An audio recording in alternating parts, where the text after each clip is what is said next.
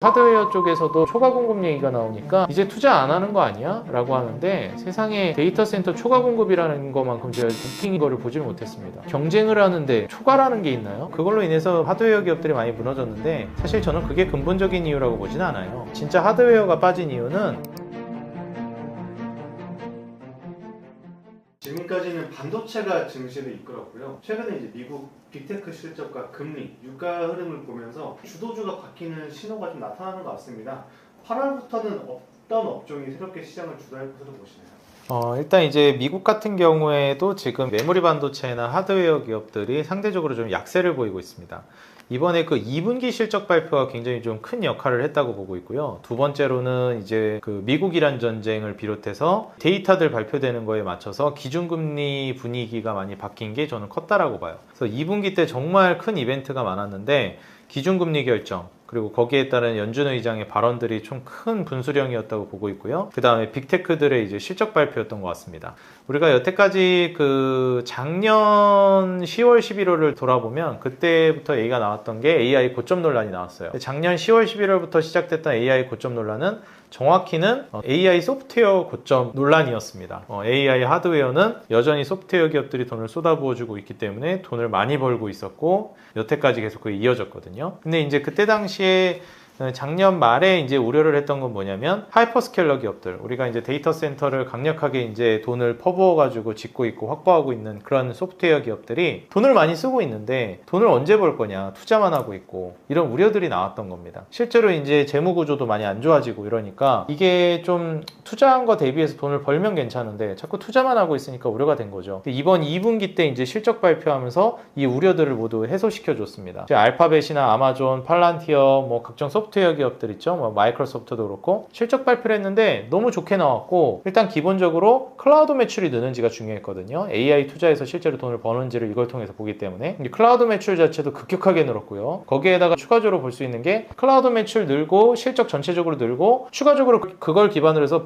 돈을 또 벌었으니까 계속해서 투자를 집행할 거냐, 캐펙스 투자할 거냐 이건데, 캐펙스 투자도 계속해서 늘리고 있겠다, 늘린다, 뭐 이런 이제 흐름이 나와줬습니다. 그러니까 실적 발표를 통해서 확인했던 게 계속 돈만 쓰고 돈을 못 벌고 있는 줄 알았는데 돈 잘 버네, AI 투자해서 돈 벌고 있네, 굉장히 빠르게 성장하게 하고 있네, 재무가, 실적이, 심지어 그걸 기반으로 또다시 재투자해가지고 캐펙스 투자는 계속 늘리고 있네. 그러니까 선순환이 이제 돌겠구나라는 기대감이 2분기부터 생겨났습니다. 그래서 빅테크 하이퍼스케일러 기업들, 우리가 흔히 소프트웨어 기업들이라고 불렀던 기업들이 작년 10월 정도까지는 분위기가 좋았는데 10월부터 많이 무너졌거든요. 근데 이제 알파벳, 아마존은 워낙에 굵직한 기업이라 그나마 선방했고 주가가 좀 올랐어요. 근데 뭐 팔란티어, 오라클, 뭐 아니면 인투이트, 세일즈포스, 마이크로소프트 대부분의 소프트웨어 기업들이 많이 무너졌습니다. 근데 알파벳, 아마존도 너무 분위기가 좋고요. 최근에는 2분기 실적 발표 이후에 알파벳, 아마존이 대장이라 이 기업들을 중심으로 해서 뭐 팔란티어나 마이크로소프트도 지금 분위기를 너무 좋게 가져가고 있습니다. 뭐 메타나 오라클도 나쁘진 않은데 앞서 말씀드린 기업들이 상당히 좋은 흐름을 보여주고 있어요. 그래서 이런 점을 좀 고려해 본다라고 하면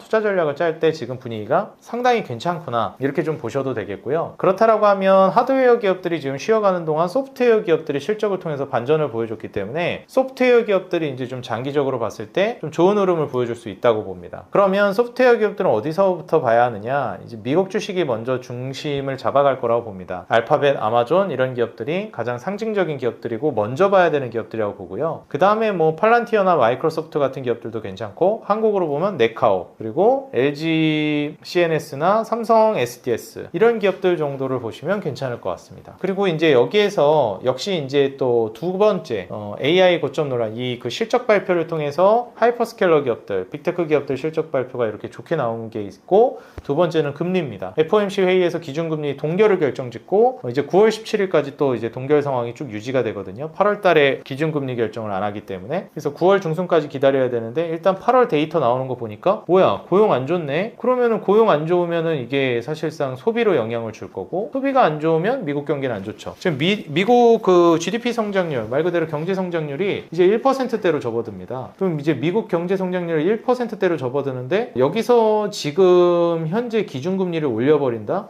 안 그래도 주저앉은 경제 성장을 그냥 완전히 그냥 바닥에 처박아 버리겠다는 거거든요. 그런 결정을 연준에서 할까? 심지어 또 중요한 게 지금 미국이랑 중국은 데이터 센터 AI 경쟁을 하고 있는 단계입니다. 기술 경쟁에 들어가고 있는 치킨 게임이라고도 볼 수 있거든요. 근데 얼마 전에 하드웨어 쪽에서도 메타가 이제 초과 공급 얘기가 나오니까 이제 투자 안 하는 거 아니야? 라고 하는데 세상에 데이터 센터 초과 공급이라는 것만큼 제가 최근에 웃긴 거를 보질 못했습니다. 경쟁을 하는데 초과라는 게 있나요? 우리가 올림픽에서 멀리뛰기 경기를 하는데 난 원래 5m 뛰던 사람인데 6m 뛰었으니까 초과로 뛰었네. 더 안 뛰어도 되겠다. 앞에 선수가 8m 뛰었으면요. 7m가 초과인가요? 아니거든요. 경쟁에서 초과라는 건 있을 수가 없습니다. 그렇기 때문에 지금 현재 상황에서 메타의 그 초과라는 것도 진짜 웃긴 말이었고 그걸로 인해서 하드웨어 기업들이 많이 무너졌는데 사실 저는 그게 근본적인 이유라고 보진 않아요. 그 메타발 악재로 인해서 떨어진 건 그냥 하나의 트리거고 진짜 하드웨어가 빠진 이유는 오히려 이제 그것보다도 돈을 벌기만 하고 있는 기업이었는데 캐펙스 투자를 해야 된다. 그러니까 공장도 더 지어야 되고 물량 100개 만들던 거 막 200개, 300개 만들려면 공장도 더 짓고 부지도 선정하고 뭐 시간과 돈이 들어가잖아요. 사람도 뽑고 하려면. 그러니까 이제 돈을 쓰는 쪽으로 가겠네. 과거 하드웨어, 소프트웨어 기업들이 그랬던 것처럼. 그러니까 이제 너희도 소프트웨어 기업들의 들이밀었던 잣대를 너희한테도 들이밀어야지. 라고 하면서 하드웨어 기업들이 좀 위축된 거예요. 그리고 메모리 가격이 엄청 올랐는데 더 이상 올라가기는 어렵다고 판단한 거죠. 한계에 왔다고 보는 거예요. 그럼 마진율이 더 이상 못 올라가겠네. 그러면 우리가 이제 보통 기업의 성장이 꾸준히 이어질 때 이제 매출, 영업이익, 순이익이 느는 것도 있지만 영업이익률, 순이익률도 같이 늘어야 진짜 성장이 양과 질이 탄탄하게 올라가는 거거든요. 잘 가고 있던 이제 마진율 성장이 이젠 한계점에 봉착했다. 더 이상 마진율은 올라가기 어렵겠다. 이렇게 보는 겁니다. 그러니까 마진율이 한계에 왔다. 꺾일 것이다. 그리고 매출이나 이익은 늘 수는 있겠지만 여태까지 돈을 엄청 폭발적으로 벌었는데 그 정도 수준으로 성장은 못하겠구나. 돈도 많이 좀 쓰겠구나. 앞으로는 이제 벌었던 돈 좀 쓰는 단계로 가겠구나. 그러면 이제 투자자들 입장에서는 아무래도 좀 꺼려지게 되죠. 이렇다고 해서 뭐 떨어집니다, 못 올라갑니다, 박살날 겁니다 이건 아니지만 장기적으로는 충분히 정고점 뚫고 갈 수 있다고 보는데 속도의 차이가 생길 수 있고 좀 조정 나오는 명분이 되기엔 충분했다는 거죠. 뭐 영원히 올라갈 수는 없으니까요. 그래서 당분간 이제 좀 쉬어가는 흐름을 보여줄 수는 있다는 거예요. 반도체 같은 경우에. 그래서 그런 근본적인 문제가 있었다라고 저는 보고 있고 어쨌든 이제 그 연준에서는 기준금리 결정에 있어서 상당히 뭐라고 해야 될까요? 덜 매파적인 분위기를 이제 드러냈기 때문에 이제 앞으로는 기준금리 인하를 살짝은 그래도 기대해 볼 수 있지 않을까. 예를 들어서 미국-이란 전쟁이 어느 정도 완화가 되고 호르무즈 해협이 개방되고 거기에 맞춰가지고 이제 오펙 플러스 증산까지 겹치면서 유가가 하향 안정화되고 물가가 잡혀버리게 되면 그때부터는 이제 아마 고용이나 미국의 낮은 경제 성장률이나 소비 이러한 부분들이 문제로 떠오를 겁니다. 여태까지 미국이란 전쟁으로 인해서 물가를 해결해야 된다는 문제점이 수면 위로 많이 올라왔는데 이젠 불경기를 해결해야 한다, 저성장을 해결해야 한다라는 이 기조가 수면 위로 많이 올라올 겁니다. 그렇게 되면은 금리 인상 기조, 인상을 해서 물가를 잡아야 된다가 아니라 금리 인하를 해서 이 불경기를 살려야 된다로 기조가 바뀔 가능성이 꽤 있다라는 거죠. 그럼 이 기조가 이렇게 바뀌어버리게 되면 이제 앞서서도 말씀을 드렸지만 기준금리 인하에 그리고 또 기준금리에 민감하게 반응하는 제약바이오나 중소형주들이 많이 이제 움직일 수 있다고 보는 겁니다. 그래서 여러분들이 이제 매매를 전개하실 때는 9월부터 유가가 그 오펙 플러스에서 증산을 하면서 유가가 떨어지는지 여부 그리고 미국-이란 전쟁의 합의점을 도출해가지고 호르무즈 해협 개방을 통해서 공급이 다시 정상화되는지 여부 그래서 유가가 안정되는지 도미노 효과로 물가까지도 안정이 되는지 이거를 좀 주목해 보셔야 하고요. 그리고 9월 달에 또 이제 빅 이벤트 중에 하나가 한국 같은 경우에는 이제 코스닥 육성 정책, 뭐 승강제 제도 이런 거에 대해서 좀 구체적인 논의를 하겠다라고 얘기를 했기 때문에 어느 정도 청사진이 9월 달에 나올 겁니다. 지금 코스닥이나 중소형주가 워낙에 많이 무너졌고 특히 이제 레버리지 ETF 이런 것들 때문에 뭐 개별 종목 레버리지 ETF나 아니면은 뭐 두배 ETF 이런 것들 생기면서 수급이 그쪽으로 모조리 뺏겼어요. 코스닥이. 그러다 보니까 거기에 이제 규제를 넣어가지고 투자를 제한을 걸었는데 그러니까 다시 또 코스닥 쪽으로 수급이 넘어왔습니다. 그래서 5월 말부터 27일부터 두배 개별 종목 ETF 생겼으니까 27일부터 이제 코스닥이 딱 그 지점부터 무너지기 시작했거든요. 근데 이제 수급을 뺏어갔던 개별 종목 혹은 두배 레버리지 ETF 이런 것들에 제한을 걸어버리니까 그쪽으로 갔던 수급이 다시 코스닥으로 넘어오면서 올리고 있습니다. 9월부터는 이제 코스닥은 대표적으로 K자형 성장이 나올 거라고 보고 있는데 여태까지 기대감은 기업만으로 가고 있고 돈도 제대로 못 벌고 별로인 기업들 있죠. 좀비 기업 같은 기업들. 그런 기업들은 더 이제 완전히 무너지고 실적도 너무 좋고 재무적 성장을 준수하게 보여주고 있는 기업이고 너무 저평가되어 있는데 코스닥이라는 이유만으로 과하게 빠졌었던 그런 기업들은 K자형으로 오히려 극단적으로 좋아질 가능성이 높습니다.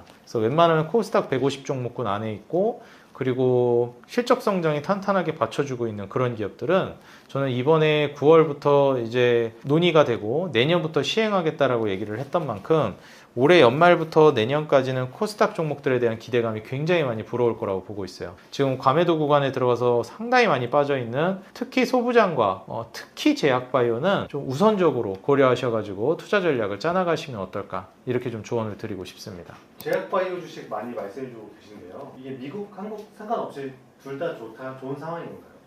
일단 미국 같은 경우에 이제 나스닥 생명공학 지수를 좀 보셔야 하는데 이미 한국보다는 한두 달 정도 빨리 반응하기 시작했습니다. 그래서 지난달부터 이미 지지난달부터 서서히 움직여가지고 전고점 돌파하는 모습을 나스닥 생명공학 지수가 보여줬고요. 이런 흐름을 연출해 주다 보니까 미국도 이미 사실상 이제 그 실제 금리 말 그대로 국채 금리가 조금 이제 아직 많이 떨어진 건 아니지만 다시 떨어지고 있어서 제약바이오가 좀 과매도 구간 그리고 상당히 외면받고 있었다라는 것을 좀 드러내고 있는 단계라고 봅니다. 그래서 한국까지도 이런 분위기가 넘어와서 제약바이오 쪽이 좀 강세 흐름을 보여줄 수 있다고 보고요. 앞서 말씀드린 것처럼 길게 본다라고 했을 때는 소프트웨어 기업들도 미리미리 준비하시면 하드웨어만큼의 또 폭발력 있는 상승 보여줄 수 있다고 봐서 소프트웨어 기업들도 한번 주목해 보시면 좋을 것 같습니다. 그리고 한 가지 더 말씀을 드리자면 이번에 엔비디아 젠슨왕 CEO가 그래픽카드 다음은 결국에 전력이다 이렇게 이제 표현을 하면서 실제로 이번에 그 전력 관련된 기업에 4조 원 가량 이제 투자한 걸로 알고 있거든요. 규모가 정확히 기억이 나지 않는데 지금 현재 전력 쪽에 이제 투자를 적극적으로 보이는 행보를 보이고 있기 때문에 전력 쪽으로의 이제 움직임도 우리가 그래픽카드, 메모리, CPU 이런 거 쫙 갖추게 되면 전력 쇼티지 이런 것들이 굉장히 중요해질 거거든요. 원활히 돌리는 게 이제 중요해질 거예요. 데이터 센터를 많이 확보한 다음에는. 그래서 그걸 원활히 돌리기 위한 에너지나 전력 이런 것들에 해당되는 종목들이 또 많이 움직일 수 있겠다. 이렇게 좀 생각을 해보시면 좋을 것 같습니다. 네, 반갑습니다. 구독자 여러분들. 저는 지금까지 주식장인 유튜브 채널을 운영하고 있는 이창대 대표였습니다. 앞으로도 여러분들께 좋은 인사이트 드리기 위해서 최선을 다할 테니까요. 주식장인 유튜브 채널도 많이 사랑해 주시면 감사하겠고요. 지금 현재 시장 자체가 상당히 좀 혼란스러운 시점을 넘어갔습니다. 8월부터는 본격적으로 완전히 다른 주도 바뀌고 판이 바뀌는 시장이 연출될 거라고 보여져요. 여태까지 좀 고통받았던 섹터들이 올라가면서 순환매 랠리가 나올 수 있기 때문에 조금 더 여태까지는 그냥 단순하게 생각을 많이 하지 않아도 공부를 많이 하지 않아도 국민 주식 SK하이닉스 삼성전자만 사도 돈을 버는 시장이었다면 지금부터는 이제 좀 공부가 많이 들어가야 되고 그 기본적인 공부를 토대로 전략을 짜야 시장에서 소외받지 않을 수 있을 거라고 보여집니다. 그렇기 때문에 조금 더 정신을 집중하시고 공부도 하시면서 따라오시면 좋겠고요. 간단 요약 정리하자면 실적 안 나오는 기업 말고 실적 잘 나오고 매출 영업이익 순이익 우상향, 영업이익률 순이익률 우상향, 거기에 마진율 대비 PER이 낮은 제약바이오와 소부장 위주로 먼저 공략하시고 그 다음에 ESS 내년부터 집중해 보시면 여러분들 포트폴리오 좋은 결과 있을 거라고 보는데 또 한 가지 너무 투자만 하지 마시고 항상 안전마진이 필요합니다. 지금 금 가격이 올라갈 걸로 예상되니까 금과 현금을 일정 비율은 확보해 두시는 전략을 유지한 채로 투자 전략을 계속 이어가시라 조언 드리도록 하겠습니다.